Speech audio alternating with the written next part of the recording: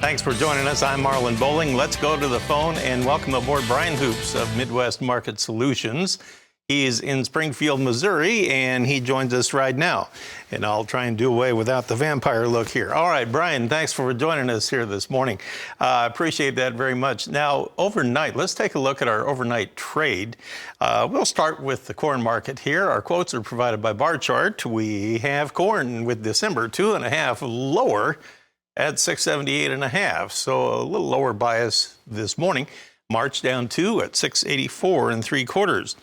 On the soybean trade here so far today, we have the January contract finishing up overnight 2 3/4 lower at 1459.5. Now, what's intriguing about this one is the fact that I know when I turned in last night, that soybean trade was down in the teens. I think it was like 13, 14 lower. And now we ended up only 2 3/4 lower this morning. So we're within a nickel of our overnight high. Now that's a little bit interesting, the way that acted. Late overnight rally. In the wheat, we had December Chicago wheat 3.5 lower at 844 1/4. And if we go with the hard red winter wheat in Kansas City, December was down 2 at 951 1/4. Meanwhile, we had the spring wheat overnight showing December 1/4 cent higher at 954 3/4. And looking at the cotton market, we had December 78 points higher at 87.71 after we nearly dipped down below 70 here about a week ago. What a rally it had last week, and it looks like it's still continuing. So let's bring Brian back in here, and I want to get your thoughts about what we're seeing happen here in the grain markets to start out this week. And keep in mind, we have a little event coming up tomorrow, too. Yeah, good morning, Marlon. A lot of things actually happening this week with the midterm elections out on Tuesday, WASD report Wednesday, and of course we'll have exports on Thursday morning. So Goldman Roll also begins this week. So there's just a lot of things that are going on. But the big news over the weekend was, I think, China reiterating their 0% COVID policy once again, meaning that they going back to more lockdowns, trying to get to that zero COVID tolerance level, which is probably unachievable or unattainable, but it should indicate or should give us anyway slowing demand trends for products like soybeans and for crude oil. And we didn't see any private export sale announcements this morning. That's 6 consecutive days now that we've gone without any soybean export sales on our reporting system. So that's a little bit of a disappointment, but the trade may just go into more of a choppy sideways pattern here, especially for a market like corn. Wednesday's report, I think, is expected to be slightly bearish. USDA, I think, it has no choice but to lower U.S. corn exports 50 to 100 million bushels. And if we don't see much in the way of yield changes, that means our balance sheets have to absorb that. And that means probably an increase of 50 to 100 million bushels of any stocks in corn. And, that could be seen as a little bit bearish by the trade. We may just go into real choppy trading range type affair as basis levels continue to be very strong, especially in that western belt where the crop is much smaller this year and feed demand is much, much larger than in the eastern belt.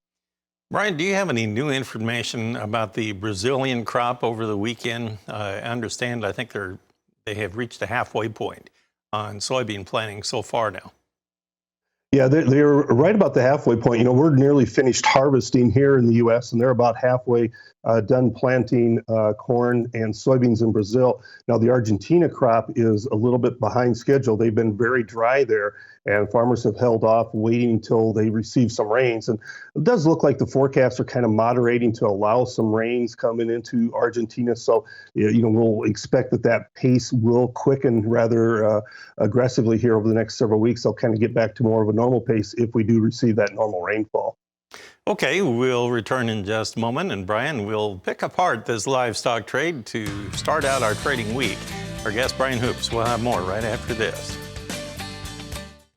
All right, let's go back to Brian Hoops and talk a little about the livestock sector. Do you think the livestock trader is going to be keeping one eye on what's going on in the outside markets this week, especially with, it's election day coming up tomorrow.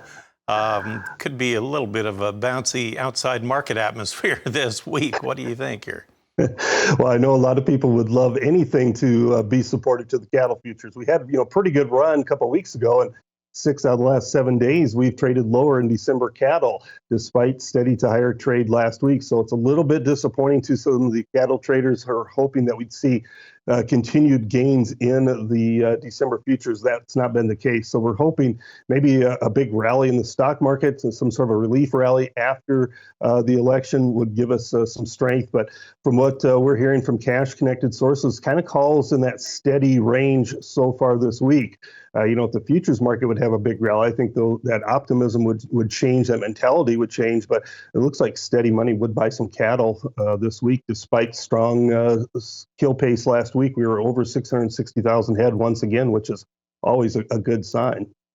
Well, the Dow is currently up about 130 points. It looks like the dollar value, the dollar index this morning is down about 600 points. The energy market, the West Texas crude, is about flat. This is where we finished up last week. On live cattle, we had December closing Friday 30 lower at 151.65, and you had February 50 lower at 154.37. Now, those were both off of their highs significantly, off about 90 cents from where they had their high during the day at that time. Now, on the feeder cattle market, we had January closing at 179.62 on Friday. That was $1 off of its earlier high. It did close 20 cents higher. All the deferred contracts were a little bit weaker. And on the lean hog market, well, we wrapped up the week on Friday with December down 40 cents at 82.97. About $1, 25, 30 off of its earlier high of the day. February was down 75 cents at 86.42. If you had to venture a guess here, you talked about the cash cattle market, but what do you think the wholesale trade might do this week on beef and pork? I'm probably looking at a lot of steady type trade in the cattle market, hoping that those products gain a footing. They were down on Friday and probably going to be under a little bit of pressure going forward in here. Meanwhile, the pork, I think, does find some support in here. We're getting into that Thanksgiving time frame, and a lot of times we'll see a little bit of strength in the pork products as we go into that area where we see bigger demand for hams, and that may lead the products higher. Okay, well, Brian, thanks for joining us here this morning. Always a pleasure. Brian Hoops of Midwest Market Solutions here on a Monday morning. Janet, the table is set. We'll start trading at the bottom of the hour here.